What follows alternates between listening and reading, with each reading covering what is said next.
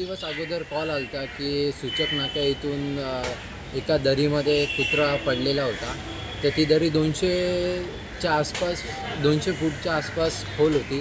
तर एक 40-50 फुटामध्ये श्वान अडकलेला. तर त्याच माहिती कळल्यावर आमची टीम तिथं उपस्थित झाली आणि रेस्क्यू ऑपरेशनला सुरू केलं. तर क्लायमेट चांगला नव्हता त्यामुळे आम्हाला रेस्क्यू करायला जमलं नाही. तर आज आमच्या वॉर्ड फाउंडेशनची टीम 12 जण होते. आम्ही तिथे पोचून रेस्क्यू ऑपरेशन सुरू केलं. तर 3 तास लागले ऑपरेशनसाठी आणि कुत्रा सुखरूप बाहेर काढून सुखरूप सोडून दिला. ॲडव्हेंचर टीम होती आमची.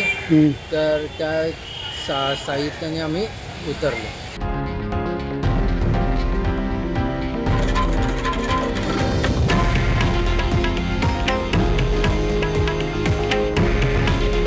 हे आहे देशातील नंबर 1 न्यूज नेटवर्क आणि आपण पाहत आहात TV9 मराठी. काळजी तुमची, हित महाराष्ट्राचं.